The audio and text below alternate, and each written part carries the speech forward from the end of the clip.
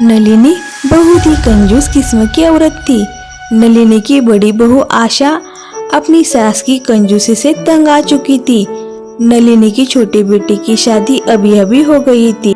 नई बहू की पहली रसोई थी, इसलिए उषा सवेरे जल्दी उठती है और किचन में आती है। तभी वो देखती है कि उसकी जेठानी यानी आशा पहले ही किचन में मौजूद थे। उषा चाय के लिए गैस पर पतीले में पानी रखती है। अरे उषा, ये तुम क्या कर रही हो? क्या हुआ दीदी? पानी कुछ ज्यादा कम हो गया क्या? मैं कम करूँ क्या और पानी? नहीं नहीं, ये पानी तो बहुत ही कम हो गया। अभी तुमको इसे डबल पानी रखना चाहिए। क्या? हम तो सिर्फ इतने ही लोग हैं और इतना पानी? हाँ, हमारे घर में ऐसा ही होता है। हमारे घर में 4 कप पानी और 1 कप दूध ऐसी ही चाय बनती है। पर ऐसा क्यों दीदी? मेरे घर में तो आधा कप पानी डालो तो आधा कप दूध डालना पड़ता है। हाँ, तुम्हारे घर में होगा ऐसा, किंतु यहाँ के कायदे नियम सब अलग है। तुम धीरे धीरे सब समझ जाओगी। तभी उनकी सास नलिनी वहाँ आती है। क्या चल रहा है? चाय बनी कि नहीं अब तक? हाँ माँ जी, मैं चाय ही बना रही थी। बड़ी बहू छोटी बहू को बताना चाय कैसे बनती है हमारे यहाँ। हाँ माँ जी, मैंने बता दिया है। ओ दीदी, अदरक और इलायची कहाँ रखी है? मुझे चाय में डालनी है। अरे ये क्या बहू, अदरक और इलायची दोनों साथ में? नहीं नहीं, एक तो अदरक डालो, नहीं तो इलायची डालो। चलो आज इलायची ही डालो। ऐसा कहकर नलिनी बहुत सारी इलायची में एक इलायची लेती है और उनमें से छिलके और इलायची के दाने अलग करती है और बहू के हाथ में छिलके देते हुए कहती है कि ए लो बहू, तुम अब चाय में सिर्फ छिलके ही डालो और रात की चाय के लिए इलायची के दाने बचा के रखो। ये सब देखकर उषा हक्की बक्की रह जाती है और अपनी सास और जेठानी की तरफ देखती ही रहती है। अरे, एक ऐसा ससुराल मुझे मिल गया। ये तो बहुत ही कंजूस लोग हैं। और सारे चाय में सिर्फ 1 कप ही दूध डालकर उषा सबको चाय देती है और सब लोग चाय पीते हैं। अब खाना बनाने का समय होता है। दीदी, वो आज मेरी पहली रसोई है। मैंने सोचा कि आज कुछ स्पेशल खाना बनाइए। तुम जरा अपनी सास से पूछ लो, माँ जी यहाँ कहेगी तो तुम अवश्य बनाओ। ओ माँ जी, ओ आज मैं आज क्या मैं लगाए रखा है? बोलो, कुछ क्या कहना है? ओ माँ जी, आज मेरी पहली रसोई है और मैं सोच रही थी कि आज खाने में क्या बनाऊं। हाँ, आज खाने में तुम दाल और रोटियां बनाओ। क्या दाल और रोटियां सिर्फ? ये चौंकने वाली कौन सी बात कही मैंने? दाल और रोटियां तो बनाने के लिए कहा है। और शादी में सब खाना खा के परेशान हो गई हूँ। अब सिर्फ दाल और रोटी बनाओ आज तुम। और मैं तुम्हें दाल निकाल कर देती हूँ। ऐसा कहकर नलिनी उषा को दाल निकाल कर देती है। नलिनी ने दी हुई दाल बहुत ही कम थी। वो दाल देखकर उषा का तो सिर ही चकरा जाता है। अरे, ये कितनी दाल दी है माँ जी ने? ऐसे तो मैं सब्जी बनाऊँ तो पूरी सब्जी में दाल ढूंढकर ही खानी पड़ेगी। ऐसी पानी वाली दाल कौन खाता है आजकल? हाँ, हमारे घर में ऐसी ही दाल खाते हैं। यही दाल बनाओ और इतनी ही बनाओ, माँ जी ने कहा है ना। पर दीदी, ऐसा क्यों? ऐसा खाना कैसे खा सकते हैं आप? अब हमें ये सब की आदत हो गई है और आगे तुम्हें भी ये आदत डालनी पड़ेगी। मैंने तो इस घर में आज तक मेरी पसंद का कोई भी खाना नहीं बनाया और तुम तो कल आ गई हो। यहाँ ऐसा ही चलता है। उषा पानी वाली दाल बनाती है और घर के सारे मेंबर वैसे ही पानी वाली दाल रोटी के संग खाते हैं। ऐसे ही कुछ दिन गुजरते हैं। रक्षाबंधन का त्योहार आ जाता है। उषा को अपने मायके जाना होता है। वो अपनी सास से कहती है, ओ मुझे रक्षाबंधन के लिए मायके जाना है। अरे, मायके जाने की क्या जरूरत है? अपने भाई को यहाँ बुला ले। और माँ जी, कितने दिन हो गए मैं मायके नहीं गई। अरे नहीं, अब इस रक्षाबंधन में मेरी बेटी पूजा आने वाली है और पूजा का अच्छे से स्वागत होना चाहिए। उसकी अच्छे से खातिरदारी होनी चाहिए। मेरी बेटी साल में सिर्फ 1 बार ही घर आती है। वैसे उषा, तुम्हारी नंद तुम्हारी शादी के बाद पहली बार रक्षाबंधन आने वाली है, तो इस बार कोई बड़ी सी चीज यानी कि गिफ्ट वगैरह ला कर देना। हाँ, पहले से ही बता रही हो। और बड़ी बहू तुम भी कोई अच्छा सा गिफ्ट मेरी बेटी के लिए ला कर देना।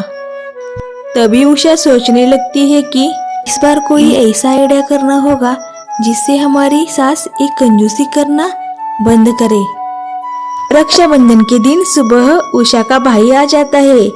उषा चाय बनाने के लिए किचन में आती है। ऐसा काला चाय क्या कहेंगे मेरे मायके वाले, और उसके साथ कोई बिस्किट नहीं और नाश्ता भी नहीं है। ऐसा काला चाय मेरे मायके में कोई नहीं पीता। अब मैं इसे कैसे ले जाऊं मेरे भाई के पास। ये देखो उषा, हमारे पास अभी यही ऑप्शन है। तुम दूसरा ज्यादा कुछ कर भी नहीं सकती हो, तो तुम्हें यही काला चाय लेकर ही वहां जाना होगा। उषा वैसा ही काला चाय लेकर अपने भाई के पास जाती है। फिर चाय पीने के बाद उषा अपने भाई का औक्षण करती है। फिर उसका भाई गिफ्ट के तौर पर उसे एक बंद लिफाफा देता है और उसका भाई चला जाता है। उसका भाई चले जाने पर वह नलिनी आती है और उषा के हाथ में जो लिफाफा था वो लेती है। उस लिफाफे में पूरे 5,000 रुपए थे। अरे, ये तो पूरे 5,000 रुपये है।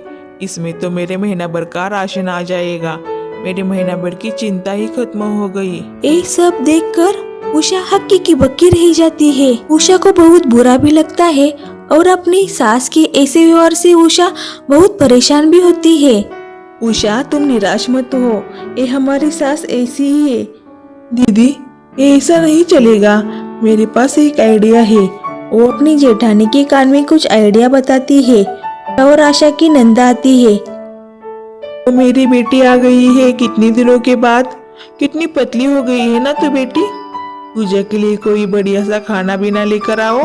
माँ जी, पहले दीदी को ऑक्शन तो करने दो। नहीं नहीं भाभी, मुझे बहुत भूख लगी है। पूजा खाना खाने के लिए बैठ जाती है। उषा और आशा पूजा को परोसती है। भाभी, ये आपने क्या बनाया है? क्या हुआ बेटी, ऐसे क्या बनाया है उसने? माँ, ये देखो ना, दाल और रोटी बनाई है, और वो भी पानी वाली दाल। यहाँ तो दाल भी नजर नहीं आ रही है। मैं ऐसा खाना कैसे खा सकती हूँ? अरे ओ बहू, मैंने कहा था ना मेरी बेटी साल में सिर्फ एक बार आती है और तुम्हें उसकी अच्छे से खातिरदारी करनी चाहिए। फिर भी तुमने आज ऐसा किया। क्यों किया ऐसा तुमने? माँ जी, आप ये क्या कह रही हो?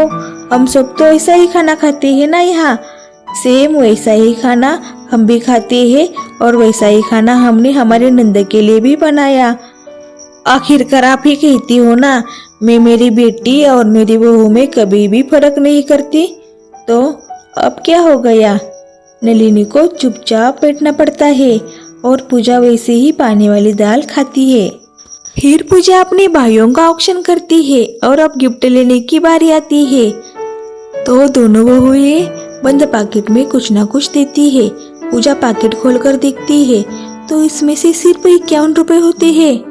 उस दोनों लिफाफे में सिर्फ 51 रुपए ही होते हैं। ये देखकर पूजा हैरान हो जाती है। माँ, ये देखो ना, भाभी ने इस लिफाफे में सिर्फ चिल्लर ही डाली है। क्या चिल्लर डाली है? हाँ माँ, सिर्फ 51 रुपए ही डाले हैं। ए क्या बहू, तुम ऐसे क्यों कर रही हो? मेरी बेटी साल में सिर्फ एक बार आती है और तुम दोनों 51 रुपए देकर इसका अपमान कर रही हो। माँ, ऐसा कुछ भी नहीं है। आपने तो कहा था ना, घर में बहुत सारा खर्चा हो गया है और इस खर्च को कम करने के लिए हमने थोड़ी सी सेविंग की है, इसलिए हमने इस बार लिफाफे में सिर्फ 51 रुपए ही डाले हैं। माँ जी, आप तो समझ गई होगी ना। अभी भी नलिनी चुप ही बैठती है और ऐसे ही कुछ दिन चले जाते हैं। अब उषा प्रेग्नेंट रह चुकी थी। उषा को अपने खाने पीने की चिंता सताने लगी थी। अगर मेरी सास ऐसे ही कंजूसी करती रही तो मेरे बच्चे का क्या होगा? मुझे बहुत चिंता सताने लगी है। मुझे कुछ ना कुछ करना होगा और मेरी सास की कंजूसी को कम करना ही होगा। नलिनी के स्वभाव में कोई भी बदलाव नहीं आ गया था और एक दिन नलिनी की कुछ सहेलियां नलिनी के घर खाने के लिए आने वाली होती है। नलिनी अपनी बहू को कहती है, बहू, कल मेरी सहेलियां आने वाली है और मैं जब भी उसके घर जाती हूँ वो मेरे अच्छे से खातिरदारी करते हैं। अब इस बार वो मेरे घर आने वाली है, इसलिए तुम भी उनकी खातिरदारी बड़े अच्छे से करना। समझ में आया मैं क्या कह रही हूँ? उसके खाने पीने का अवश्य ध्यान देना। जी माँ जी, आप बिल्कुल चिंता मत करिए, हम दोनों है ना, हम उनकी खातिरदारी बड़े अच्छे से करेंगे। उषा को यही टाइम सही लगता है और उसके दिमाग में एक आइडिया आती है और वो आइडिया अपने जेठानी के कान में बताती है। अगले दिन ही नलिनी की सहेली आती है। वेलकम, आइए आइए। नलिनी उनका स्वागत करती है। बहू, मेरी सहेली आ गई है, जल्दी से खाने के लिए कुछ ला दो। उषा और आशा प्लेट में समोसे लेकर आती है।